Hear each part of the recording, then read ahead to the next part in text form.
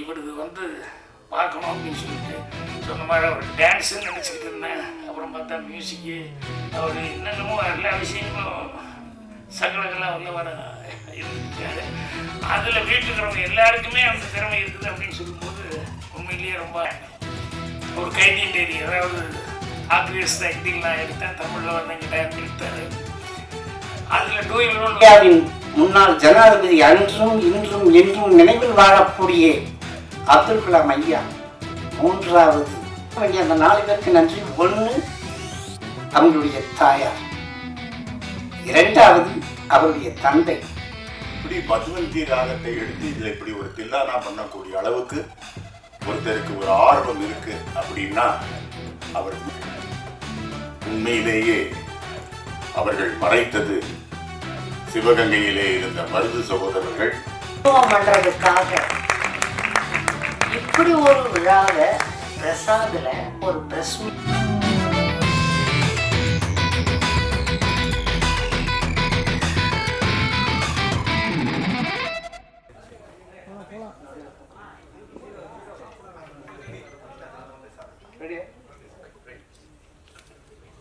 உரைக்கும் வரை திருக்குறளாய் நிறைக்கும் வரும் என் தொகையாய் சொத்திரம் கூட்டும் நற்கணக்காய் செவிக்கு இனிதான சிறந்த நற்சுவையாய் எண்ணம் கவர் மண்ணும் சிலம்பாய் மணியாய் மணிமேகலை வடிவாய் செந்தமிழ் சிந்தாமணி சுடராய் சிந்தும் கலை வடிவாய் சீரிய மொழியாய் என்னை வாழ வைக்கும் என் தாய்மொழியே தமிழ் மொழியே உனக்கு முதற்கண் வணக்கம்.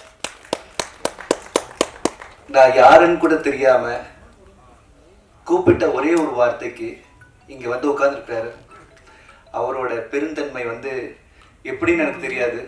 நான் வந்து பாகிராஜ் சார், என்னோட சிரம் தாழ்ந்த வணக்கங்கள். நான் யாருன்னே உங்களுக்கு தெரியாது. ஒரே ஒரு வார்த்தை, இந்த மாதிரி மறுதிருவர் பண்ண போறோம்னு சொல்லிட்டு வந்து உட்கார்ந்துருக்காரு. அதுக்கு இதுக்கு நான் என்ன கைமாறு பண்ண போறேன்னு தெரியல. இன்றைய இந்த ஈவெண்ட் ஒரு சிறப்பாக நடக்க வேண்டும் என்பதற்காக உலகத்தில், அதாவது தமிழர் வரலாற்றில் முதலாக தோன்றிய சுதந்திர போராட்ட வீரர்கள் மருது சகோதரர்கள், அவர்களை பற்றிய ஒரு சரித்திர கதையை இயல் இசை நடன வடிவமாக நான் மேடையேற்ற உள்ளேன் 7ஆம் தேதி பிப்ரவரி மாதம். அதற்காக எனக்கு, அதாவது அன்பு உள்ளம் காட்டி ஆதரவு நல்குவதற்காக ஒரு 4 பேர் கூப்பிட்டுருக்கேன். முதல்ல வந்து இயல் இசை நாடக மன்றத்தின் உறுப்பினர் செயலாளர் திருமதி விஜயா தாயன்பன் அம்மா அவர்கள் மேடைக்கு வருமாறு தங்களை அழைக்கின்றேன். அடுத்தது தாயன்பன் சார் மியூசிக்ல வந்து ஒரு பெரிய எக்ஸ்பீரியன்ஸ் ஆர்டிஸ்ட், அவரும் இந்த மேடைக்கு கூப்பிடுறேன். என்னை வந்துட்டு என்னோட வளர்ச்சியை 30 வருடங்களுக்கு மேலாக கண்டு என்னை ஆசீர்வதித்துக் கொண்டிருக்கும் ராம்ஜி சார், நீங்க மேடைக்கு வருமாறு அழைக்கின்றேன். இன்றைய கதாநாயகர், எனது அழைப்பை ஏற்று இந்த நிகழ்ச்சிக்கு வந்திருக்கும் இயக்குனர், அவர்கிட்ட என்ன டேலண்ட் இல்லை, இன்ஸ்பிரேஷன் சார். நீங்கள் எங்களுக்கெல்லாம் எங்களை மாதிரி இளம் தலைமுறைக்கு நீங்கள் இன்ஸ்பிரேஷன், என்ன இன்ஸ்பிரேஷனாக இருக்கிறீங்க. இன்றைக்கும் ஹீரோ தான் அவர். நான் தான் சொன்னேன், நான் இன்றைக்கும் ஹீரோ தான் சார். உங்களை மேடைக்கு அழைப்பதில் ரொம்ப பெருமைப்படுகின்றேன்.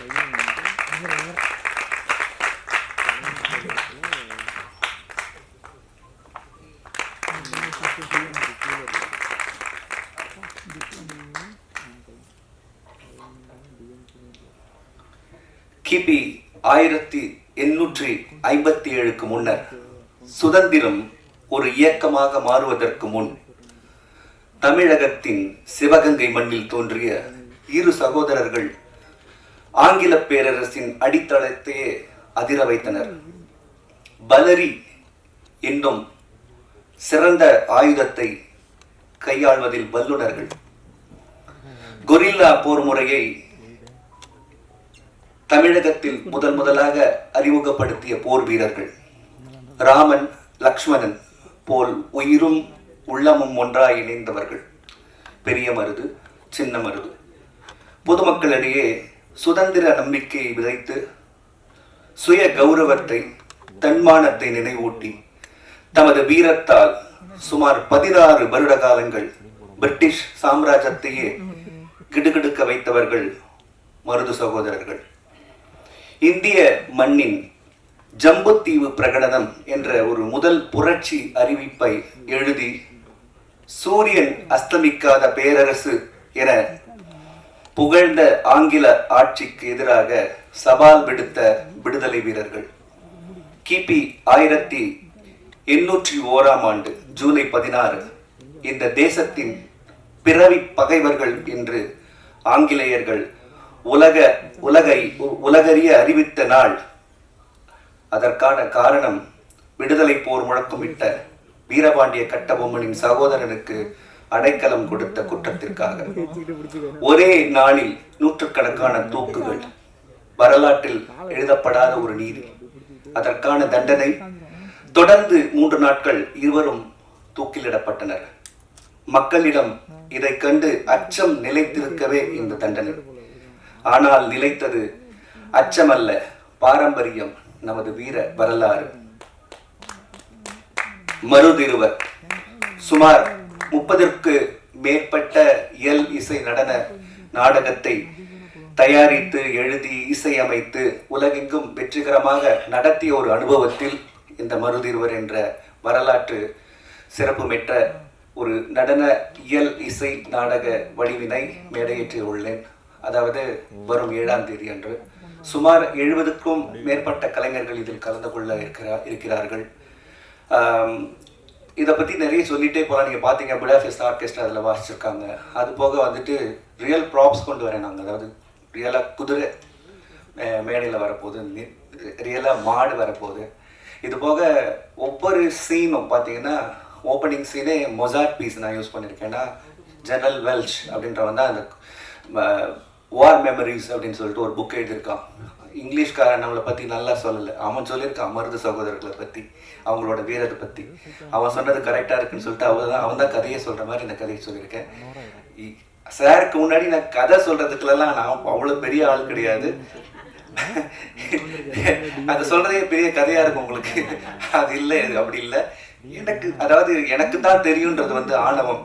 எனக்கும் கொஞ்சம் ஏதாவது உங்களுக்கு அதாவது சொல்லுவேன் நான் என்னோட, அதாவது பெரிய பெரிய ஆலமர விருஷங்கள்லாம் இருக்குது உலகத்துல. அதாவது திரைத்துறையாக இருக்கட்டும், நடனத்துறையாக இருக்கட்டும், அந்த ஆல விருட்சத்து முன்னாடி போயிட்டு நானும் ஒரு ஆலமரம் நட போறேன்றது வந்து ஒரு இது கிடையாது. நானும் ஒரு சின்ன ஒரு செடி நட்டுட்டு போறேன்றது வந்து ஒரு பணிவான அடக்கம். அந்த அடக்கத்தின் பேரில் நான் சொல்கின்றேன். இந்த ஒரு நடன இயலிசை நடன இந்த வடிவத்திற்கு ஒரு சின்ன வடிவம் கொடுத்திருக்கின்றேன். ஆனால் கண்டிப்பாக எல்லாருக்கும் புரிகிற மாதிரி அதுக்கு ஒரு ஸ்கிரிப்ட் எழுதி இசையமைத்து டிஃப்ரெண்ட் சீக்வன்ஸில் வந்து பார்த்தீங்கன்னா ஒரு ஆர்காட் நோவாப்பை பார்க்கும்பொழுது ஒரு கதக் நடனம், ஹைதர் அலியை பார்க்கும்பொழுது அது மாதிரி ஒரு டிஃப்ரெண்ட் சீக்வன்ஸ் எல்லாம் அமைத்து பரதநாட்டியத்தையும் கலந்து ஒரு பல்சுவை நிகழ்ச்சியாக இதை அமைத்து இருக்கின்றேன். நீங்கள் பெரியவங்களாம் வந்து இதை கண்டிப்பாக இதை பார்த்து ஆதரவு நல்குமாறு அன்புடன் கேட்டுக்கொள்கின்றேன்.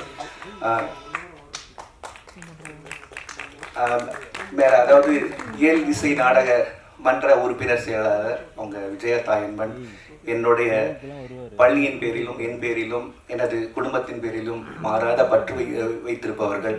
அவர்களை 2 வார்த்தை பேசுமாறு அன்புடன் வேண்டிக் கொள்கின்றேன்.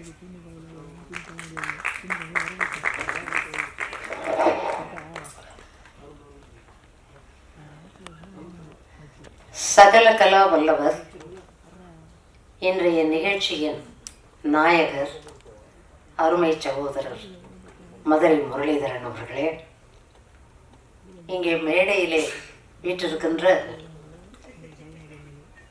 திரைக்கதை, சினிமானா திரைக்கதை எப்படி இருக்கணும்னு ஒரு ரெக்கார்ட் பிரேக்கை ஏற்படுத்தின பெரும் மதிப்பிற்குரிய இயக்குனர் பாக்யராஜ் அவர்களே, அருமை மரியாதைக்குரிய மக்கள் குரல் ராம்ஜி அவர்களே, என்னுடைய துணைவர் இசையமைப்பாளர் கலைமாமணி தாயன்பன் அவர்களே, என் உடன்பிறவா சகோதரி சித்ரா முரளிதரன் அவர்களே, நான் மிகவும் பெரிய ஃபேனு. யாருக்குன்னா முரளிதர் சாருடைய பொண்ணு காவ்யா. அப்படிப்பட்ட ஒரு டான்ஸர். எனவே காவ்யா வந்திருக்காங்க. காவ்யா அவர்களே, அதே போல காவ்யானுடைய கணவர் சாய் விக்னேஷ் எங்கள் வீட்டுக்கார மியூசிக்லெல்லாம் வந்து பாடி, அதுவும் திருக்குறளை அவர் இசையமைச்சிருக்கிறாரு. பல திருக்குறளை எடுத்து பல்வேறு ராகங்களில் இசையமைச்சதை தம்பி வந்து பாடி கலக்கிட்டார். அவ்வளோ பிரமாதமாக. அவரை பற்றி சொல்கிறதுன்னா, காந்தாரானுடைய அந்த மெயின் தீம் சாங்கை பாடினவர் சாய் விக்னேஷ். அப்பேற்பட்ட ஒரு கலை குடும்பம். எனவே அருமை தம்பி சாய் விக்னேஷ் அவர்களே, ஊடகவியலாளர்களே, உங்கள் அனைவருக்கும் அன்பார்ந்த வணக்கத்தினை முதற்கண் தெரிவித்துக் கொள்கிறேன். இல்லை, இந்த பிரசாத் தியேட்டருக்கு நான் நிறைய தடவை வந்திருக்கேன். எங்கள் வீட்டுக்காரர் மியூசிக் பண்ணப்பெல்லாம் வந்திருக்கேன். அதுவும் 70mm தியேட்டரில் 40 பீஸ் 50 பீஸ் ஆர்கெஸ்ட்ராவோட மலையாளத்தில் கொடிகட்டி பிறந்த ராகவன் மாஸ்டருடைய மலையாள படத்துக்கு அவர் அசோசியேட் மியூசிக் டைரக்டராக இருந்தப்ப அங்கே வந்து தாஸ் சாரு, சித்ராம்மா, வாணி ஜெயராம் எல்லாம் பாடும்போது இப்படி நிறைய இந்த தியேட்டருக்கு வந்திருக்கேன். குறும் படங்கள் பார்க்க வந்திருக்கேன். ஃபியூச்சர் ஃபிலிம் பார்க்க வந்திருக்கேன். ஆனால் இதுதாங்க முதல் முறை ஒரு நாட்டிய நாடகத்தை அறிமுகம் பண்ணுறதுக்காக இப்படி ஒரு விழாவை பிரசாதில் ஒரு ப்ரெஸ் மீட்டை கூட்டி ஏற்பாடு பண்ணியிருக்காருன்னா, இதுலேயும் முரளிதரன் ஒரு வித்தியாசமான ஒரு விஷயத்த பண்ணுறாருன்னு அர்த்தம். ஏன்னா அவருடைய ப்ரொடக்ஷன் அத்தனையும் பார்த்துருக்கோம். நாங்கள் ஒரு 2-3 பார்த்துருக்கோம். அது வந்து ஸ்டேஜ்லேயே ஒரு ஃபிலிம். இப்போ நாங்கள் உட்காந்து பேசிகிட்டு இருக்கும்போது சொன்னார், ரெக்கார்ட் பிரேக்கான ஒரு விஷயம் உங்கள் எல்லாருக்கும் தெரியும். அதுவும் பத்திரிகைக்காரர்களுக்கு நிச்சயமாக தெரியும். மோடி முதல்ல வர்றதுக்கு முன்னால் பிரச்சாரத்துக்காக ஒரே நேரத்தில் மோடி அவர்கள் பல இடத்துல பேசணுங்கிறதுக்காக இந்த ஆலோகிராம் டெக்னிக் அப்போ தான் இன்ட்ரடியூஸ் பண்ணாங்க. அந்த ஆலோகிராம் வந்தது. ஆனால் இப்போ அவர் சொன்ன விஷயம் என்ன ஆச்சரியன்னா, நாட்டிய மேடையில் அவரே 2 வேஷம் பண்ணார். புலிகேசியாவும் பண்ணியிருக்காரு, நாகநந்தியாவும் பண்ணியிருக்காரு. ஒவ்வொருத்தரும் ஒவ்வொரு சீனில் வந்து போகிறது காட்டுறது ஒன்றும் பெரிய விஷயம் இல்லை. 2 பேரும் மீட் பண்ணுற மாதிரி ஒரு சீனை சினிமாவில் காட்டலாம். பல டெக்னிக் இருக்குது, டைரக்டர் இங்கே இருக்காரு. ஆனால் ஸ்டேஜில் நாகநந்தியும் புலிகேசியும் சந்திக்கிறாங்க. அதை எப்படி காட்டியிருக்காருன்னா, ரியலாக அங்கே நிற்கிறது முரளிதரன் அவர்கள் நாகநந்தி வேஷத்தில். அவர் கூட உரையாடல், அந்த கான்வர்சேஷன் வித் புலிகேசி, அதே முரளிதரன் ஹாலோகிராம்ல. நம்ம மோசடிக்காக சொல்லல, நான் உண்மையில அசந்து போனேன்.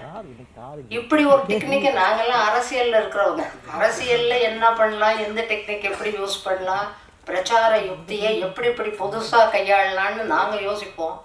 ஆனா நாட்டிய நாடக மேடையில இப்படி ஒரு டெக்னிக்கை புகுத்தி நீங்க பண்ணியிருக்கிறது உண்மையில Muralitharan sir, hats off to you. Your dedication, your concentration, அந்த அளவுக்கு இந்த கலை மேல அவ்வளவு பற்று, அவ்வளவு ஆர்வம், எதையாவது சாதிக்கணுங்கிற வெறி. அதன் காரணமாகத்தான் இப்படி நான் நிறைய இயலிசை நாடக மன்ற உறுப்பினர் செயலாளர் அப்படிங்கிற முறையில் நிறைய நாட்டியங்களுக்கு தலைமை தாங்க கூப்பிடுறாங்க, சீஃப் கெஸ்டாக கூப்பிடுறாங்க. போய் அத்தனையும் பார்ப்பேன். சித்ராவுடைய பல ஸ்டூடெண்ட்ஸுடைய எத்தனையோ நாட்டியத்துக்கெல்லாம் நான் போயிருக்கேன், நிறைய பார்த்துருக்கேன். இதில் என்னென்னா, சித்ரா ஸ்டூடெண்ட்ஸ் மட்டும் இல்லை, நிறைய பேர் வேரியஸ் டீச்சர்ஸ் ஏதாவது 5 ஐட்டம் அன்றைக்கி பண்ணுறாங்கன்னா அதில் 2 ஐட்டம் முரளிதரன் அவர்கள் இசையமைச்சு கம்போஸ் பண்ணி கோரியோகிராஃப் பண்ண ஐட்டமாக நிச்சயமாக இருக்கும். இந்த வர்ணம் கம்போஸ்ட் பை மதுரை முரளிதரன் அப்படிங்கிற அனௌன்ஸ்மெண்ட்டு பல்வேறு மேடைகளில் நான் பார்த்துருக்கேன். அந்த அளவுக்கு அதிலையும் அவர் திறமை வாய்ந்தவர், நாட்டியம் ஆடுவதிலும் திறமை வாய்ந்தவர், நடிப்பிலும் திறமை வாய்ந்தவர். அதனால தான் இதை பேலேன்னு சொல்லாமல், நாட்டிய நாடகம்னு சொல்லாமல் மியூசிக்கல் அப்படிங்கிற ஒரு வார்த்தையை சொன்னார். ஒருவேளை இயல் இசை நாடக உறுப்பினர் செயலாளர்ங்கிறதுனால தான் என்ன இன்னைக்கு கூப்பிட்டாரோ என்னமோ தெரியல. ஏன்னா ரெண்டும் அந்த பேர் ஒற்றுமை அப்படி இருக்கு. அந்த வகையில் மிக சிறப்பான ஒரு கலைஞர். அதுவும் இந்த மருதிருவர் எனக்கு ரொம்ப கவர்ந்தது. மருது சகோதரர்கள்னு நாம் நிறைய அட்ரஸ் பண்ணுவோம் சொல்லுவோம், மருது பாண்டியர்கள்னு அட்ரஸ் பண்ணுவோம் சொல்லுவோம். ஆனால் அந்த சகோதரர்களை அழகான அந்த தமிழில் அந்த யூசேஜ் இருக்கே, மருதிருவர். ஆஹா, எக்ஸலண்ட். அந்த வார்த்தையே அந்த டைட்டிலே எனக்கு ரொம்ப பிடிச்சது. இப்படி நானே சொல்லிட்டு போனால் டைரக்டர்லாம் இருக்காங்க பேசுறதுக்கு. முரளிதரன் சாருக்கு என் மனமார்ந்த நல் வாழ்த்துக்களை இந்த நேரத்தில் நான் தெரிவிச்சுக்கிறேன். உலகம் பூரா போய் பரத கலையை, தமிழ் பண்பாட்டை வளர்க்குறதுக்காக நீங்கள் எவ்வளவோ முயற்சிகளை மேற்கொண்டிருக்கிறீங்க. உங்கள் முயற்சிகள் தொடரட்டும், மென்மேலும் வெற்றிகள் உங்களுக்கு வந்து குவியட்டும் என வாழ்த்தி இந்த அருமையான வாய்ப்புக்கு நன்றி கூறி விடைபெறுகிறேன். நன்றி, வணக்கம்.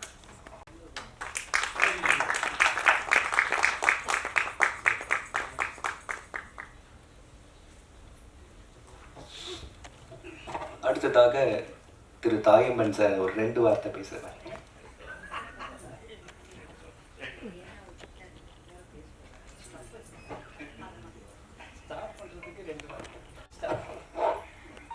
அனைவருக்கும் வணக்கம். வடக்கு வாழ்கிறது தெற்கு தேய்கிறது என்று சொன்னவர் பேரறிஞர் அண்ணா அவர்கள். அவர்களுடைய நினைவு நாள் இன்று பிப்ரவரி 3. அவர் ஏன் அப்படி சொன்னார்? இந்திய சுதந்திர போராட்டம் வேலூர் சிப்பாய் கழகத்திலிருந்து ஆரம்பித்தது என்று வரலாற்றை திரிவுபடுத்தினார்கள். உண்மையிலேயே அவர்கள் மறைத்தது சிவகங்கையிலே இருந்த மருது சகோதரர்கள், வீரபாண்டிய கட்டபொம்மன், வேலு நாச்சியார், குயிலி, இவர்களுடைய வரலாற்றை எல்லாம் அவர்கள் மறைத்து விட்டார்கள். அப்படி மறைத்ததைத்தான் இங்கே எடுத்து சொன்னார் திரு முரளிதரன் அவர்கள். இங்கே நான் நிற்கிறதுக்கு எனக்கு இன்னொரு ப்ளஸ் பாயிண்ட் இருக்கு. கண்ணதாசன் அவர்கள் சிவகங்கை சீமை படம் எடுத்த போது அதில் அந்த மருத மரங்கள் 2 மருத மரங்கள் இருக்கும். அந்த மருத மரங்களை காப்பாற்றி, அந்த மருத மரங்களை போற்றி காப்பாற்றினவராக என்னுடைய தந்தையார் மறைந்த நடிகர் PS வெங்கடாஜலம் அவர்கள் நடித்திருந்தார்கள். அந்த ஷூட்டிங்க்கு நான் நெப்டியூன் ஸ்டுடியோவுக்கு போயிருக்கேன். மரத்தை வெட்ட வருவாங்க. TK பகவதியும் முஸ்தபா அவர்களும். எங்கள் அப்பா தடுப்பார். இது எங்களுடைய மருது சகோதரர்களாக நாங்கள் நினச்சி அப்புறம் அப்போ அவர் பகவதி சொல்லுவார், நான் தான் மருது ராஜா அப்படின்ட்டு எங்கள் அப்பாவை கட்டி பிடிச்சி இது பண்ணுவாங்க. அந்த ஷூட்டிங் நான் சின்ன பையனாக இருக்கும்போது போயிருக்கேன், 7-8 வயசில்.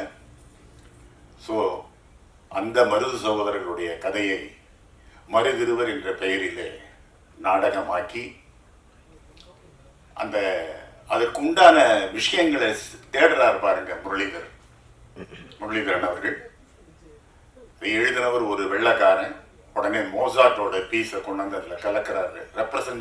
Representing the author is a western, is a இங்கிலீஷ்காரன். இப்படி பல விஷயங்களை, வாழ்க்கை என்பது தினந்தோறும் நாம் கற்றுக்கொள்ளக்கூடிய ஒரு பள்ளிக்கூடம். தினந்தோறும் ஒன்றை கற்றுக்கொள்ளலாம். நான் அப்படிதான் மியூசிக்கில் கற்றுக்கணும்னு இன்னும் கற்றுக்கொண்டிருக்கிறேன். நிறைய இருக்கு. மரியாதைக்குரிய இசைஞானி இளையராஜா அவர்கள் சொல்றார், நான் இன்னும் படிக்கணும், எனக்கு மியூசிக் தெரியல, அதனால தான் நான் இப்படி பெர்சுவேட் பண்ணி என்னென்னமோ பண்ணிக்கிட்டு இருக்கேன் அப்படின்னு அவர் சொல்றார். ஸோ மனிதர்கள் ஒவ்வொரு நாளும் கற்றுக்கொள்ள வேண்டியவர்கள். அப்படி முரளிதரன் அவர்கள் இசை, இயல், நடனம், நாட்டியம், நாடகம் இவற்றில் எல்லாவற்றிலும் இருந்து தினந்தோறும் கற்றுக்கொண்டிருக்கிறார். கற்றுக்கொண்டு 30 மிகப்பெரிய படைப்புகளை கொடுத்து இன்று மிக உயரத்தில் இருக்கிறார். அவர் எல்லா நடன இயக்குனர்களுக்கும் நடன நாட்டிய தயாரிப்பாளர்களுக்கும் வெகு விரைவில் ஒரு மிகப்பெரிய முன்னுதாரணமாக, ஒரு வாத்தியாராக, ஒரு பெரிய இன்ஸ்ட்ரக்டராக அவர் பல புத்தகங்கள் எழுத வேண்டும். அவரை ஃபஸ்ட்டு எனக்கு அவரை எப்போ அவர் என் மனசில் வந்தாருன்னா, அவங்களுடைய துணைவியார் சித்ரா முரளிதரன் அவர்களுடைய மாணவி ஒருத்தி ஆடிய நாடகத்தில் அடுத்தது தில்லானா ராகம் மதுவந்தி அப்படின்னாங்க. மதுவந்திங்கிற ராகம் வந்து நார்த் இந்தியன் ராகம். ஆக்சுவலா அது வந்து தர்மவதியோட ஜன்னியம். அந்த மதுவந்தி தில்லானாவை கேட்ட பிறகு ஆஹா, இப்படி மதுவந்தி ராகத்தை எடுத்து இதுல இப்படி ஒரு தில்லானா பண்ணக்கூடிய அளவுக்கு ஒருத்தருக்கு ஒரு ஆர்வம் இருக்கு அப்படின்னா அவர் உண்மையிலே ஒரு உண்மையான கலைஞராக இருக்க வேண்டும் என்று நினைத்தேன். அப்பொழுதிலிருந்து அந்த முரளிதரன் என்ற பெயர் என் மனசுக்குள்ளே ஒரு ரெஸ்பெக்டான ஒரு ஸ்தானத்தில் உட்கார்ந்தது. அது இன்று ரியல் ஆகிவிட்டது. ஏன்னா சாவந்தலம் போய் பார்த்தோம். இந்த புடாபெஸ்ட் ஆர்கெஸ்ட்ராவை வச்சு அவங்களுடைய ஹார்மனைஸ்டு பேக்கிங் மேலே நம்மளுடைய ஸ்வர பிரஸ்தாரங்களை ராகங்களுடைய ராக ஆலாபனைகளை வச்சு அதுக்கு பேக்கிங் பண்ணியிருந்தாரு. உண்மையிலேயே as a musician I am proud of you sir. உங்களுடைய இந்த முயற்சி மிகப்பெரிய வெற்றி பெற வேண்டும் என்று ஒரு சக இசைக்கலைஞராக உங்கள் ரசிகனாக உங்களை வாழ்த்துகிறேன். நன்றி, வணக்கம்.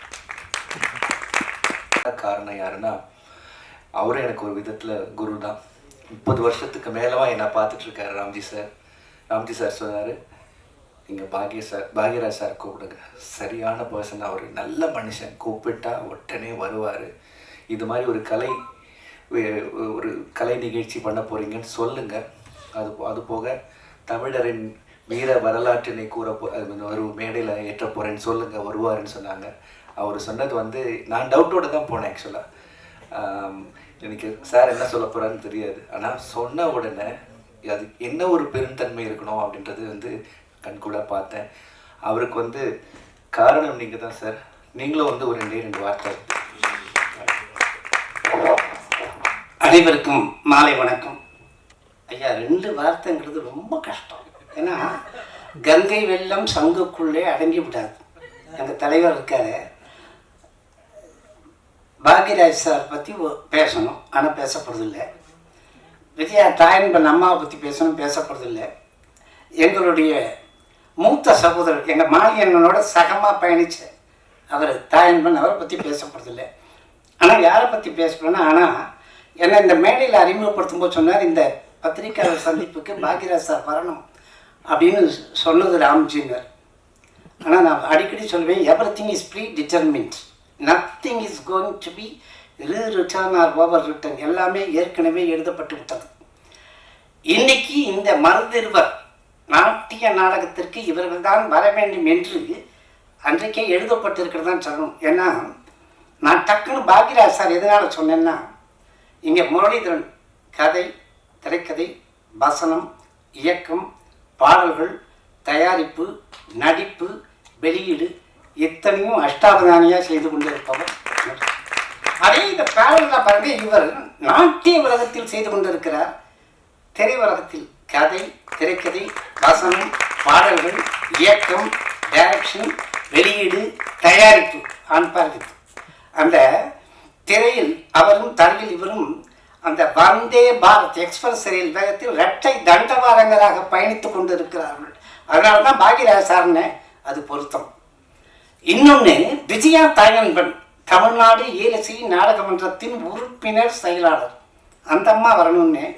ஏன்னா இவருடையது போடும்போதே ஆங்கிலத்தில் போடுச்சு டான்ஸ் மியூசிக்கல் ட்ரீட்னு, இயல் இசை, அவங்க வந்து சரி. 3வது, நான் எதுக்கு வந்தேன்னா அதுலேயும் ஒரு அர்த்தம் இருக்கு. மருதிருவர் விடுதலை போராட்டத்தில் மக்கள் குரலாக ஒலித்தவர். இந்த 3 தான் இந்த மேடையில் அடைந்திருக்கு. அது அப்படியே வச்சு இப்போ இவருக்கும் எனக்கு 38 வருட அனுபவம்.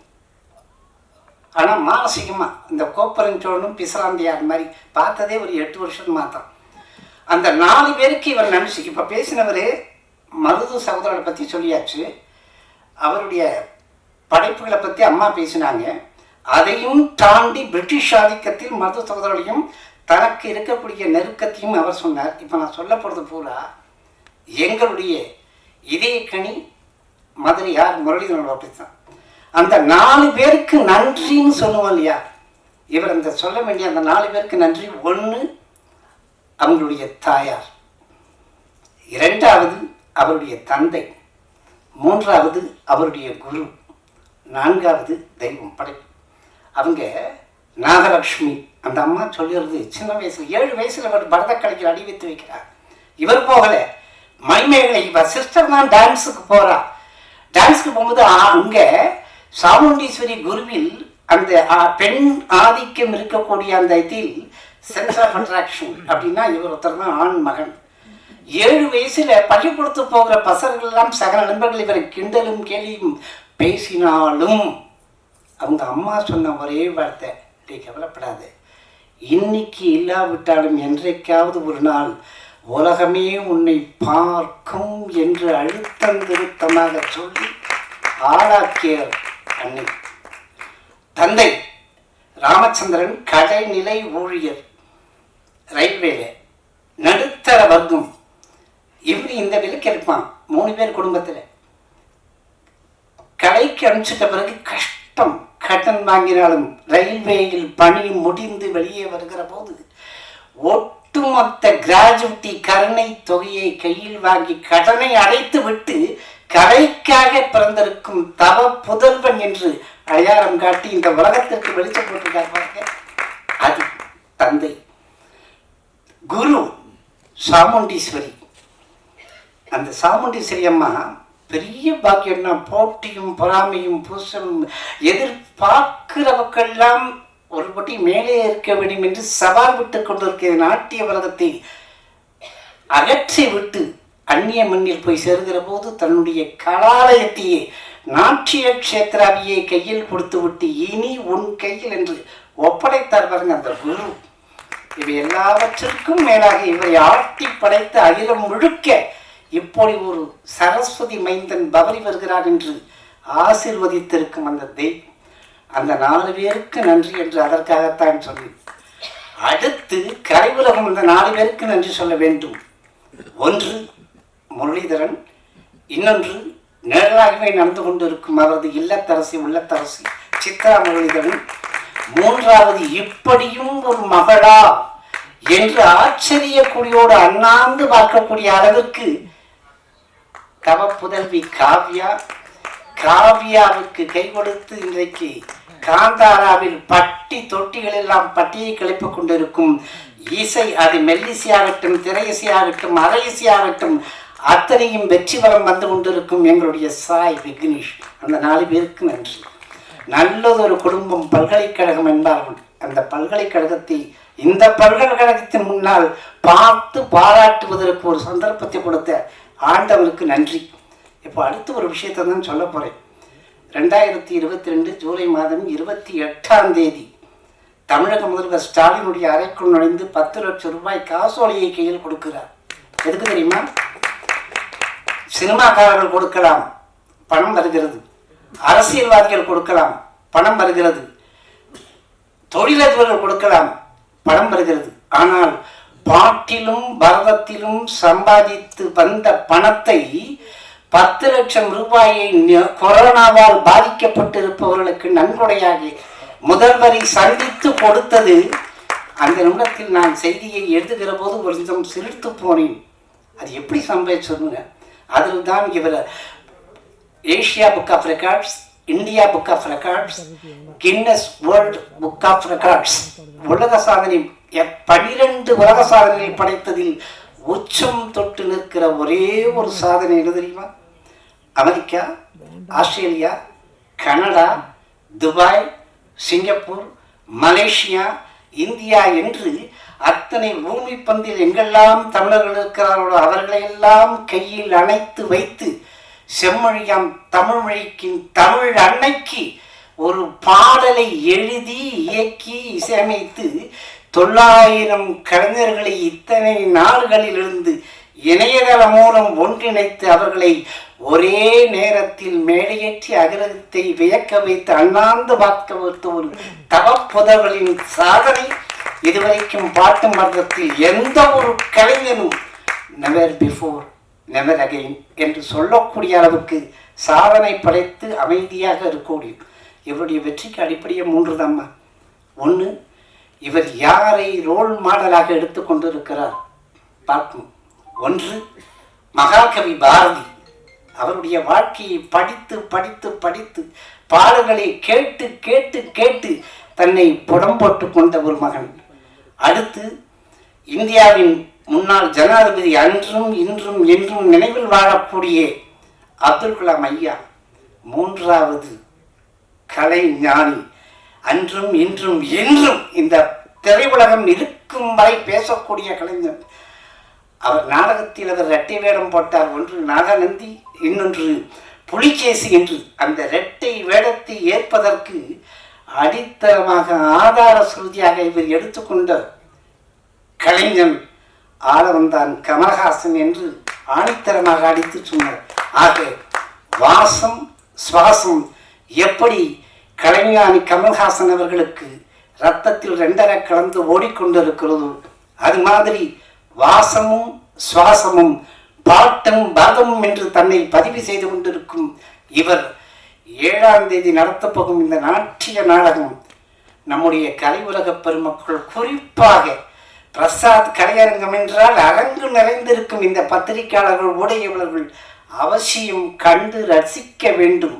மருதிருவர் ஒருவர், பெரியவர் இவர், சின்னவர் எங்களுடைய இதய நண்பர் சிவகுமார்.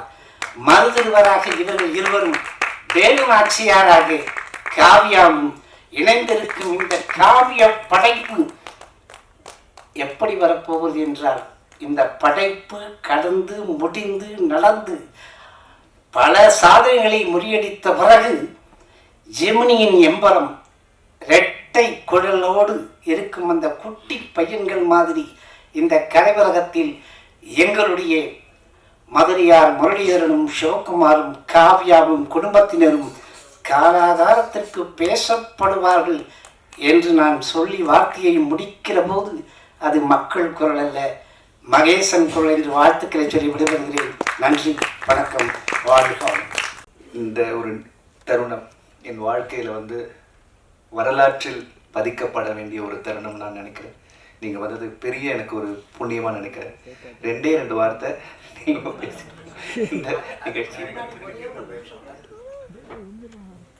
கண்ணிமைக்கும் நேரத்தில் பத்திரிகையாளர் சந்திப்பு என்று சொன்னவுடன் நடத்தி காட்டுவோம் என்று மறுமுனையிலிருந்து பதிலளித்து இந்த விழா இந்த அளவுக்கு நடப்பதற்கு ஓடோடி வந்து உதவக்கரம் நீட்டி இந்த மேடையில் அனைவரையும் நிறுத்தி வைத்து அழகு பார்த்திருக்கும் மக்கள் தொடர்பாளர் சதீஷ் கூட்டணியை நெஞ்சார பாராட்டுகிறேன். வாழ்த்துக்கள் சார். உங்களுக்கு கடைசியில் நான் நன்றி சொல்ல நினைச்சேன், ஏன்னா நீங்கள் தான் அது காரணம். நான் உங்களை திருப்பி நமக்கு நன்றி சார். சார் பாகிராஜ் சார், உங்களை 2 வார்த்தை இந்த நிகழ்ச்சி, இந்த மருதிருவர் பற்றி நீங்கள்.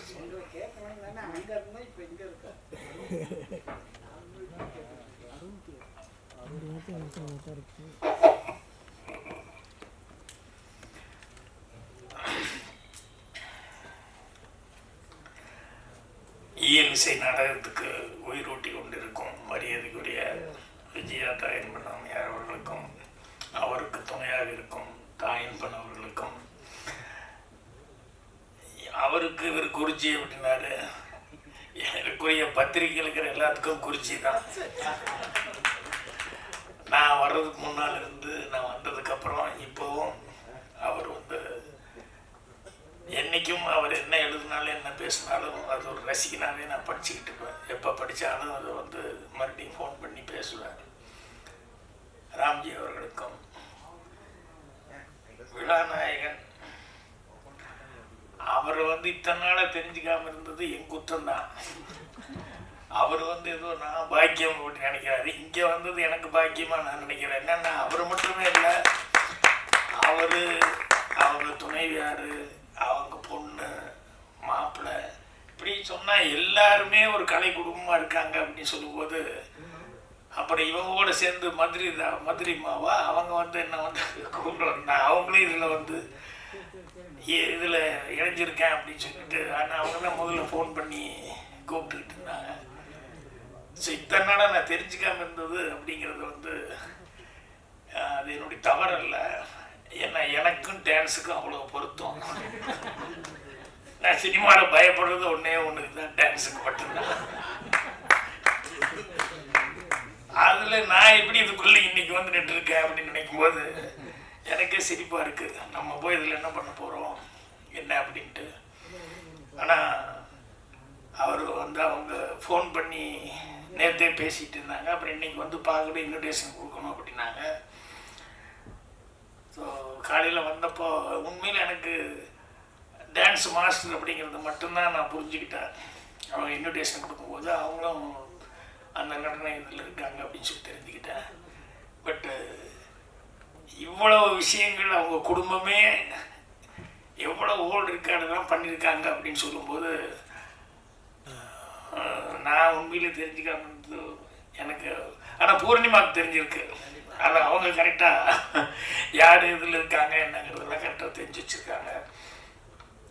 இப்போ இங்கே வந்ததுக்கப்புறம் தான் இந்த நாடகத்தை, அந்த வாயு புத்திரா, அது இந்த சகுந்தரா, இதெல்லாம் பார்க்கும்போது அதனுடைய இது ஏற்கனவே நடத்துனது எங்கெங்கேயோ ஃபாரின்லாம் நடத்தியிருக்காங்க. அதை பார்க்கும்போது தான் ஓ இவ்வளோ பிரம்மாண்டமாக என்னென்னமோ சர்க்கஸு என்னென்னமோ டெக்னிக்கெல்லாம் யூஸ் பண்ணி என்னென்னமோ பண்ணியிருக்காரு அப்படின்னு சொல்லும்போது இப்போ எனக்கு இந்த 7ஆம் தேதி இது மிஸ் பண்ணாமல் பார்க்கணுமே அப்படிங்கிற லெவலுக்கு. ஏன்னா அதில் வந்து குதிரை ஸ்டேஜ் கொண்டு வர்றேன், இதை கொண்டு வர்றேன் அப்படின்னு சொல்லிட்டு எல்லாத்தையுமே எடுத்துகிட்டு வர்றேன் அப்படிங்கிறாரு. அப்புறம் இந்த டூயிலெல்லாம் அதான் அது எப்படி அவங்க மேடம் பேசும்போது கூட சொன்னாங்க, அது ரொம்ப பாராட்டி டூயிலரோட நாடகத்தில் எப்படி கொண்டாங்க. அது எனக்கு ரொம்ப காமெடி. என்னென்னா சினிமாலேயே ரொம்ப கஷ்டம் இந்த டூயில் ரோல் அப்படிங்கிறது. எனக்கு வந்து கதையை நான் கிரியேட் பண்ணிட்டேன். ஒரு கைதியின் டைரி, அதாவது ஆக்ரியஸ் தான் ஹிந்தியில் நான் எடுத்தேன், தமிழில் வந்து எங்கள் டைரக்டர் எடுத்தார். அதில் டூயல் ரோல் வர்ற மாதிரி நான் வந்து கதையை கிரியேட் பண்ணிட்டேன். அப்புறம் டூயல் ரோல் 2 பேரும் மீட் பண்ணிக்கிற மாதிரி சீக்வன்ஸையும் நல்ல, ஏன்னா டூயல் ரோல்னு இருந்தாலே அவங்க 2 பேரும் மீட் பண்ணிக்கிட்டா தான் அது சுவாரஸ்யமாக இருக்கும். அதனால் மீட் பண்ணிக்கிற மாதிரி ஒரு 3 காட்சிகளை வந்து கிரியேட் பண்ணிட்டேன். அந்த 2 காட்சியை 3 காட்சியை கிரியேட் பண்ணிட்டேன். அதுக்கப்புறம் ஷூட்டிங்கில் வந்து அப்போ என்னென்னா கைதின் டைரியை போல நான் வந்து தனியாக வந்து படம் முந்தான முடிச்ச வரைக்கும் எல்லா படமும் நான் வந்து தனியாக எடுத்துக்கிட்டு இருக்கிறேன். அதனால் இந்த படத்துக்கு ஷூட்டிங்க்கு கதை வசனம் மட்டும் நான் எழுதி கொடுத்துட்டு நான் ஷூட்டிங் போக முடியல. அதனால் இந்த டூயல் ரோடெல்லாம் எப்படி எடுக்கிறாங்க என்ன அப்படிங்கிறது வந்து பார்க்குறதுக்கான சான்ஸ் இல்லை. சினிமாவில் பார்த்துருக்கும் ஒழிய அது எப்படி எடுக்கிறாங்க அப்படிங்கிறது இருக்க அது எனக்கு தெரியல. சரி, எங்கள் டைரக்டர் வந்து அவர்கிட்ட கொடுத்துட்டா அவர் படம் முடிஞ்சது. ஆனால் அவர் பாருங்க, அந்த டூயல் ரோல் சீனுங்களை முக்கியமான சீன் அவர் எடுக்கவே இல்லை. அவர் விட்டார். என்னென்ன அரை போய் அது வழக்கம் போல் இருக்கு டூயல் ரோல், நான் விட்டுட்டியா அப்படின்னாரு. இல்லை சார், டூயல் ரோல்னு இருந்தாலே 2 பேரும் சந்திச்சா தான் சார் இன்ட்ரெஸ்டிங்கு அப்படின்னு சொல்லிட்டு அப்புறம் நான் வந்து என்னோட அதே ஹிந்தியில் நான் பண்ணும்போது அந்த டூயல் ரோல் சீன்லாம் எடுக்கலான்னு சொல்லிட்டு போனேன். இப்போ எனக்கு ஒரே காம்ப்ளெக்ஸ் என்னென்னா, நான் டூயல் ரோல் எப்படி எடுக்கிறது நான் பார்த்ததும் இல்லை, எப்படி எடுக்கிறாங்கன்னு. எங்கள் டைரக்டரும் எடுக்கல, அந்த ஷூட்டிங்கும் அட்டன் பண்ணல. ஸோ என்னடா பண்ணுறது, இன்றைக்கி இந்த சீன் எடுத்தாங்கன்னு திருன்னு முழிச்சிட்டு நம்ம படமொழி சொல்லுவாங்களே, சந்தையில் வித்தாடு போக சொச்சாடு முடிச்சுட்டு இருக்கணும். அந்த மாதிரி அந்த சீன் எடுக்கிறதுக்கு வந்துட்டார், அமிதாப் பண்ணிட்டார், கேமராமேன் வந்துட்டார். என்ன சாட்டு சொல்லி எப்படி இதை சரி ஓப்பனாக சொல்லிடலாம், நமக்கு கேமராமேன்கிட்ட சொல்லி அது எப்படின்னு நீங்களே எடுங்க கோபால் ரெட்டி அப்படிங்கிற அளவுக்கு சொல்லிடலாம் அப்படின்னு உட்காந்துருந்தேன். வந்தோடனே அமிதாப் அவர்கள் வந்து அவர் கோபால் ரெட்டிகிட்ட வந்து கேட்குறாரு, today we are going to take mass shot அப்படின்னா நாம் டூயல் எடுக்க போகிறோம் அப்படின்னா அவர் உடனே கேட்குறாரு, which is coming to you Gopal Reddy அப்படின்னு கேமராமேன் கேட்குறாரு. அவர் வந்து சார் லைட் மாஸ்க்கு that is better for me அப்படிங்கிறாரு. எனக்கு ஒன்றும் புரியல, லைட் மாஸ்க் இது வேறு இருக்கா அப்படின்னு சொல்லி முடிச்சுட்டு உட்காந்துருக்கேன். அப்புறம் அமிதாப் அவர்கள் வந்து no you go for dubbing first, that is coming to me அப்படின்னாரு. No sir, it is indoor light mask அப்படின்னு சொல்லிட்டு இவர் அதை சொல்லிட்டு இருக்காரு, அவர் அதை சொல்லிட்டு இருக்காரு. ரெண்டும் தெரியாமல் நான் அப்படியே முடிச்சுட்டு உட்காந்துருந்தேன். அப்புறம் மெல்ல அமிதாப் என்ன பார்த்தாரு, captain of the ship is here, why we are arguing sir, which you prefer அப்படின்னாரு. எனக்கு தெரியல, which is convenient to you அப்படின்னு கேட்டேன் அவர். லைட் மாஸ்க் வில் கோ அப்படின்ட்டேன். உடனே கேமராமேன் அவர் வைக்கும்போது அப்போ தான் வைக்கிறோமா பார்த்துட்டுருக்கிறேன். லைட் மாஸ்க்குன்னா என்ன பண்ணுறாங்க, அதை வந்து இவ்வளோ ஒட்டி பேப்பர் ஒரு பக்கம் ஒட்டிட்டு அதுக்கப்புறம் எடுக்க ஆரம்பிக்கும்போது ஒரு பக்கம் டார்க் பண்ணிவிட்டு அதுக்கப்புறம் எடுக்கிறாங்க. ஓ இதுதான் லைட் மாஸ்க் போல் இருக்கு அப்படின்னா. அதுக்கப்புறம் பார்த்தா ஒரு 2 கேரக்டருக்கு டப்பிங் இவரே பேசிட்டு அதை வந்து நாகரால வந்து ரெக்கார்டு பண்ணிவிட்டு அந்த டைமிங்க்கு வந்து கரெக்டாக இது பண்ணார் அப்படின்னு சொல்லிட்டு இதை பார்த்து இதுதான் டுவெல் ரோல் எடுக்கிறது இப்படி தானா அப்படின்னு சொல்லி தெரிஞ்சுக்கிட்டு அதுக்கப்புறமா வந்து அந்த வித்தை தெரிஞ்சிருச்சு அப்படின்னு ஒன்று. அப்புறம் அவுட்டோரில் எடுக்கும்போது கிரேவியார்டு சீன் எடுத்தேன் அவுட்டோரில். அந்த சீன் எடுக்கும்போது நான் ஒரு ஷார்ட் கன்சீவ் பண்ணி சொன்னேன். அப்போ அவங்க வந்து சொன்னாங்க, சார் இது என்ன டுவெல் ரோலுக்கு இவ்வளோ பெருசாக லென்த்தாக இப்படிலாம் கன்சீவ் பண்ணால் கஷ்டம் அப்படின்னு. இல்லை ஈஸி அப்படின்னு சொல்லிட்டு நான் அதுக்குள்ளே உள்ளே பூந்துக்கிட்டு இப்படி பண்ணலாம் அப்படி பண்ணலான்னு சொல்லும்போது சரி ஒரு வெரி இதில் ரொம்ப பர்ஃபெக்டாக இருக்கீங்கண்ணா நீங்கள். எனக்கு தானே தெரியும் நான் எதுவும் பர்ஃபெக்டாக இதை பார்த்தா கற்றுக்கிட்டேன் அப்படின்ட்டு. ஸோ அந்த மாதிரி அதில் கரையேறதுக்குள்ளே போதும் ஆகிப்போச்சு. அதனால் அதை எடுத்து எடிட்டிங் பண்ணி அதுக்கப்புறம் கட் பண்ணி பார்த்துட்டு அவர் வந்து ரொம்ப ஆச்சரியப்பட்டு அந்த எடிட்டிங் அந்த கட்டிங் 2 பேர் பேசுகிறது அந்த கட் பண்ணுறது கொடுக்கறது அவர் வாங்குறது அது இதெல்லாம் அந்த எடிட்டிங் ரியலி இஸ் ஜீனியஸ் அப்படி இப்படிங்கிற மாதிரி வந்து அமிதாப் பச்சன் அவர்களுக்கு வந்து ரொம்ப பாராட்டினார். காலையில் நான் இல்லை செட்டில், ஆனால் நான் வர்றதுக்கு முன்னாடியே அவர் வந்து எல்லாத்தையும் ரொம்ப நேற்று ரஷ் பார்த்து ரொம்ப பிடிச்சிருந்தது அப்படின்னு சொன்னார். அதே மாதிரி புரட்சித்தலைவர் எம்ஜிஆர் அவர்கள் அவர் படம் பார்த்துட்டு அவர் கடைசியில் நேரம் அப்படியே சைலண்டாக உட்காந்துருந்தார். என்னடா படம் முடிஞ்சு எப்படி உட்காந்துருக்காருன்னு பார்த்தேன். அப்புறம் பார்த்தா அவர் சொன்னார், இல்லை நான் 2 ரோல் இல்லை 3 ரோல் கூட நான் பண்ணேன். ஆனால் இந்த படத்தை பார்க்கும்போது 2 ஆள் நடித்த மாதிரியே இருந்தவுடைய இது ஒரே ஆள் டுவெல் ரோல் பண்ண மாதிரி இல்லை அப்படின்னு சொல்லி அவ்வளோ அந்த சீன்ஸில் வரக்கூடியது அந்த எடிட்டிங் எல்லாம் வந்து பார்க்கும்போது 2 ஆள் உண்மையிலேயே அப்பா உங்களுடைய நடிச்ச மாதிரி இருந்தது அப்படின்னு சொல்லிட்டு அவர் ரொம்ப அப்ரிஷியேட் பண்ணி சொன்னார். எனக்கு அது ரொம்ப ரொம்ப சந்தோஷமாக இருந்தது. இது டுவெல் ரோல்னு சொல்லணும். இனிமேல் இவர் நாடகத்தில் இப்படி பண்ணியிருப்பாருன்னு இப்போ அப்படியே கன்ஃபியூஷன் ஆகிட்டு இருக்கு. ஏன்னா சினிமாவுக்கு எடுக்கிறதுக்கு இப்படிலாம் தெரியும், பட் நாடகத்துக்கு அதை ஒரு ஸ்டேஜில் பண்ணியிருக்கணும் அப்படின்னா எப்படி கவுண்டர் டைலாக் பேசியிருக்க முடியும் அப்படிங்கிறது வந்து எல்லாமே அது ஒன்று தெரிஞ்சுக்கிட்டோம்னா அப்புறம் ஒவ்வொன்று இது பண்ண. அன்னைக்கு கூட என்னோட 50வது வருஷம் அந்த இதுக்கு வந்து ஏஐ பண்ணியிருந்தோம். ஏஐ பண்ணதில் எம்ஜிஆர் அவர்கள் பேசுவாங்க, அதுக்கப்புறம் கட் பண்ணி நான் கொஞ்சம் ஒன்று பேசுவேன், அப்புறம் வந்து நம்பியார் அண்ணன் பேசுவார். அப்போ நம்பியார் அண்ணன் ஏப்பா பாக்யராஜன் என்கிட்ட பேசி கேட்பார், நான் உடனே இங்கேருந்துட்டே பதில் சொல்லுவேன், இல்லைப்பா நீ அதெல்லாம் உங்கள் பெருந்தன்மை இல்லைண்ணே இப்படி தானே அப்படின்னு. பார்த்தா சினிமா ஷாட் எடுத்த மாதிரியே நான் ஸ்டேஜ்லேருந்து பேசிகிட்டு இருப்பேன், அவர் வந்து ஏஐயில் பேசிகிட்டு இருப்பார். இது சத்யராஜோட பார்த்துட்டு ரொம்ப அப்ரிஷியேட் பண்ணி எல்லாம் ஏஐயில் அவங்கவுங்க தனித்தனியாக பேசுறது எடுப்பாங்க. பாக்யராஜ் சார் எப்படி ஸ்டேஜ்லேருந்து பேசுகிறாரு, அவங்க கவுண்டர் கொடுத்து பேசி 2 பேரும் எப்படி பேசுனாங்க எனக்கு ஒரே ஆச்சரியமாக இருக்குது அப்படிங்கிற மாதிரி சொன்னார். அந்த மாதிரி அந்த வித்தை கற்றுக்கிற வரைக்கும் கொஞ்சம் கஷ்டம். அப்புறம் மூளையை ஊப்படுத்தினோம்னா கண்டிப்பாக பெட்டர்மெண்ட்டாக நிறையா பண்ண முடியும். அதனால் இப்போ இவருக்கு அந்த டுவெல் ரோல் எப்படி பண்ணார் அப்படிங்கும்போது அவர்கிட்ட எப்படின்னாலும் இதெல்லாம் வச்சுருப்பாங்க, சிடி அது இதெல்லாம் இருக்கும். அதனால் அது அவசியம் வாங்கி பார்க்கணும் அப்படிங்கிற மாதிரி இருந்தது. ஏன்னா ஒவ்வொன்றும் நாம் இவரை பற்றி சொல்லுவாங்க ஹாரிஸ் மனோகர். நான் சினிமாவுக்கு வரும்போது அவர் இதெல்லாம் பார்க்குறதுக்கான வாய்ப்பு இல்லை, நேராக வந்துட்டேன். அதுக்கப்புறம் பார்த்தா அவர் நாடகம் ஒன்றா நிறுத்திட்டார், சினிமாவில் ரிட்டையர்ட் ஆகி. அவருதும் அதே மாதிரி ரொம்ப பிரமாதமாக அவரை பற்றி சொல்லுவாங்க, நாடகத்தில் எல்லாம் எப்படிலாம் வித்தியாசமாக பண்ணுவாங்க அப்படின்னு சொல்லிட்டு.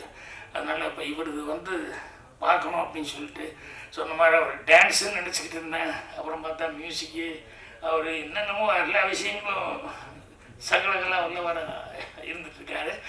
அதில் வீட்டில் இருக்கிறவங்க எல்லாருக்குமே அந்த திறமை இருக்குது அப்படின்னு சொல்லும்போது உண்மையிலேயே ரொம்ப சந்தோஷமாக இருக்குது, மகிழ்ச்சியாக இருக்குது. இந்த மருது சகோதரர்களை பற்றி அவர் எடுக்க போகிறேன்னு சொல்லும்போது எனக்கு எப்படி ஈலிசை நாடகம் நடனமாக டான்ஸில் வந்து இதில் வசனமெல்லாம் இருக்கான்னு வேறு கேட்டேன் நான். அதுவும் இருக்குது, டான்ஸ் இருக்குது, பாட்டு இருக்குது, எல்லாமே இருக்குன்னா அவங்க ஃபைட்டும் இருக்குது அப்படின்னு எல்லாம் சொன்னாங்க. இது உண்மையிலேயே இது ஒரு சேலஞ்சான ஒரு சமாச்சாரம். மற்றது எப்படின்னு எனக்கு தெரியல. ஏன்னா மருது சகோதரர்கள் அப்படின்னு சொல்லி அந்த மருது இருவருங்க டைட்டில் வச்சுட்டு இது பண்ணுறதுல அவ்வளோ விஷயங்கள் அவங்கள பற்றி கேள்விப்படும்போது அது அத்தனையும் வந்து ஒரு நாட்டியத்தில் வந்து கொண்டு வந்துட முடியுமா அப்படிங்கிற அளவுக்கு அவ்வளோ விஷயங்கள் அவங்கள பற்றி கேட்கும்போது அவங்க பராக்கிரமங்கள் எல்லாம் வந்து சொல்லும்போது நம்ம என்ன இப்படியெல்லாமா இருந்திருப்பாங்க அப்படின்னு சொல்லிட்டு அது சொல்கிறாங்க. ஒருத்தர் 6 அடி, ஒருத்தர் 7 அடி, பெரியவர் 7 அடி, சின்னவர் 6 அடி அப்படின்னு சொல்லிட்டு அப்புறம் அவங்களுக்குள்ள பிரிட்டிஷ்காரங்கிட்ட வந்து அவங்களுடைய ஸ்ட்ரென்த் என்ன அப்படின்னு சொல்லி எந்த அளவுக்கு அவங்களுக்கு ஸ்டெமினா இருக்குது அப்படின்னு சொல்லும்போது அதுக்கு ஒரு சின்ன ஒரு சேலஞ்சு மாதிரி அவன் ஒருத்தன் குதிரையில் ஏறிட்டு அவன் அந்த காளையாபுரத்துலேருந்து சிவகங்கை வரைக்கும் போயிட்டு மறுபடியும் சிவகங்கையிலேருந்து காளையாபுரம் வரைக்கும் அவன் குதிரையில் ஓட்டிகிட்டு வர்றான். அந்த குதிரை வேகத்துக்கு மருது பாண்டியர் கூடவே ஓடிருக்கார். அந்த 22 கிலோமீட்டர் வந்து அப்படி போகிறாங்கன்னு சொன்னால் எந்த அளவுக்கு வந்து அவங்களுக்கு அந்த இது இருந்திருக்கும் செமினா. அதே மாதிரி அவன் இங்கிலீஷ்காரன் வந்து அவன் வந்து அப்போ முதல்ல ஃப்ரெண்ட்லியாக இருந்திருக்கான். அப்போ வந்து இவங்க கூட அவங்க பெரிய ஃபைட்டுக்கிட்டலாம் இல்லை. என்னென்னா இவங்களுடைய பராக்கிரமங்கள் இந்த மாதிரி ஓடுறது, இவங்களுடைய ஸ்ட்ரென்த்து இதெல்லாம் பார்க்கும்போது அவனுக்கே ஆச்சரியமாக இருந்திருக்கு. அதே மாதிரி ஒரு தடவை வந்து ஹண்டிங்கில் எங்கேயோ போகும்போது டைகர் புலி வந்துருச்சு. அப்போ அவங்க துப்பாக்கி எடுக்கும்போது இல்லை வேண்டாம், நீங்கள் மரத்து மேலே பறந்து அப்படியே உட்காருங்க அப்படின்னா அதை நீங்கள் துப்பாக்கியில் சொல்லணுங்கிறதுல நானே கொண்டுருவேன்னா என்ன புலி போய் எப்படியா வேற ஆள் கையில் கொண்டு வா அப்படின்னா உண்மையிலேயே டைகரோட ஃபைட் பண்ணி அவனுக்கு மேலேருந்து பார்க்குறானுங்க. அந்த வாழை பிடிச்சி சுற்றி அடித்து கொள்றதுங்கிறது ஒன்று. இன்னொன்று வந்து என்னென்னா கழுத்தை வந்து புலியினுடைய கழுத்தை வந்து நெரிச்சு அதை வந்து அவ்வளோ ஸ்ட்ரென்த்து எப்படி இருந்திருக்கு அப்படின்னு சொல்லிட்டு இதெல்லாம் கண்ணை பார்த்துட்டு இப்போ அவங்க அந்த புக்கில் அவங்களே பிரிட்டிஷ்காரனே வந்து அசந்து போய் புக்கில் வந்து இதெல்லாம் எழுதியிருக்கான். ஸோ இந்த மாதிரி நிறைய விஷயங்கள் சொல்லுவாங்க. அப்புறம் ட்ராஜடியான சில விஷயங்கள் அப்படிங்கிறது அவங்க லைஃப்பில் நிறைய நடந்தது. என்னென்னா அந்த இப்போ அவர் ஆரம்பித்த அப்படின்னு நிறுத்திட்டார். அந்த சும்மா டச் பண்ணி விட்டார். அந்த ஆர்ம்ஸ் ஆக்ட்னு சொல்லுவாங்கள்ல, இந்த கண்ணு கிண்ணெல்லாம் வச்சக்கூடாது இந்த மாதிரி இதெல்லாம் அப்படின்னு சொல்லிட்டு இதெல்லாம் வந்து 1959 தான் வந்தது. ஆனால் வந்து அவங்க பீரியடில் தான் முதல்ல வந்து அவனுக்கு ஒன்றும் புரியல பிரிட்டிஷ்காரனுக்கு. என்னென்னா இந்த வளரை அப்படிங்கிறக்கூடிய அந்த இது வந்து அந்த பூமராங் மாதிரி அதை விட்டா அதில் அடித்து மறுபடியும் திரும்பி வரும். ஸோ இந்த சின்ன மருதெல்லாம் வந்து ஹார்ஸில் உட்காந்துக்கிட்டு அதில் போகவே எதிரி நோக்கி அட்டாக் பண்ணி வீசுவார். அது மெட்டல் வெயிட் வேறு அதிகம்.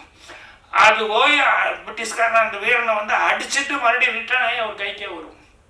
ஸோ அது எப்படி வருது, அது வர்றதுன்னு தெரியாதான். திடீர்னு ஏதோ பேர்டு பறந்து வர்ற மாதிரி இருக்குமா, ஆனால் பட்டுன்னு தண்ணியில் அடிச்சுட்டு திரும்பி அவங்க கைக்கே போயிடுமா.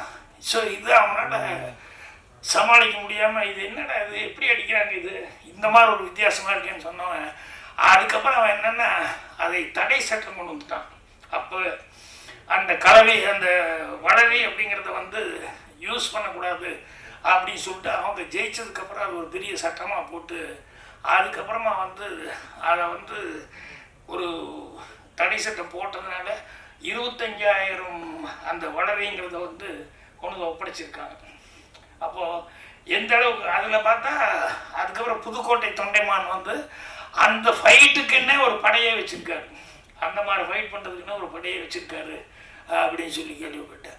ஸோ இந்த அளவுக்கு வந்து இன்றைக்கும் கூட இந்த கல்லர் மரவர் அவங்க இருக்காங்க இல்லையா, அந்த கல்லர்கள் சில வீடுகளில் வந்து பூஜைக்கு வந்து எல்லா சாமானும் வச்சு இது பண்ணுறதுல வந்து அவங்க இந்த வளரி அப்படிங்கிறத வந்து அதை வச்சு பூஜை பண்ணுறாங்க அப்படிங்கிற மாதிரி சொல்லி இப்படி ஒவ்வொரு விஷயமும் அவங்க சொல்லும்போது அவ்வளோ அசத்தலாக இருந்தது. ஆனால் வேலுநாச்சியார் இருக்கும்போது அவங்களுக்கு வந்து இவங்களாம் சப்போர்ட் பண்ணி அவங்க ஒரு தடவை பிரிட்டிஷ்காரனை எதிர்த்து ஜெயிக்க முடிஞ்சுது. ஆனால் இவங்க வந்து அந்த அளவுக்கு இவங்களுக்கு சப்போர்ட் கிடைக்கல. ஆனால் இவங்களும் சொல்லும்போது சொன்னது ஜம்பதீப பிரகடனமா அந்த இது அது வந்து முதல் தடவை இந்த கூட்டணி இப்பெல்லாம் வச்சுருக்காங்களே அந்த மாதிரி அவர் அப்போ ஃபஸ்ட் டைம் வந்து பிரிட்டிஷ்காரன் இருக்கிறதுக்காக அவர் வந்து ஸ்ரீரங்கம் கோயில்லையும் அதுக்கப்புறம் வந்து எங்கள் திருச்சி மலைக்கோட்டை அந்த சோர்லேயும் கொண்டு போய் போஸ்ட் அடித்து ஒட்டியிருக்காங்க. என்னன்னா இந்த பிரிட்டிஷ்காரனுக்கு ஆப்போசிட்டாக ஃபைட் பண்ண போகிறேன் அப்படின்னு சொல்லிட்டு இந்த போர் பிரகடன மாதிரி அப்போ அதில் வந்து எல்லாத்தையும் கால்ஃபார் பண்ணும்போது நிறையா நம்ம ஆளுகளை பிரிஞ்சு இருந்திருக்காங்க.